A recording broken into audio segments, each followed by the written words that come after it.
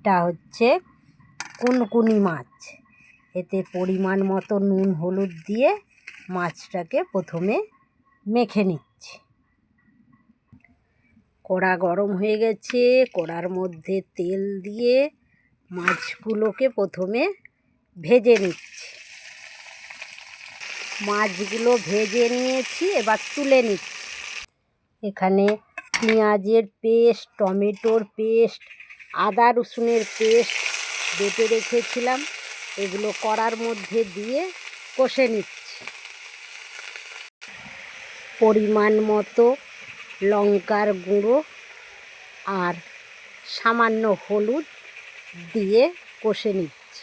মশলাটা কষে নিয়েছি, এবারে আমচুটো ভেজানো জলটা দিয়ে দিলাম। জলটা ফুটে গেছে, মাছগুলোর মধ্যে দিয়ে দিলাম।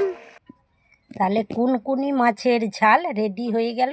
আজকের মতো টাটা।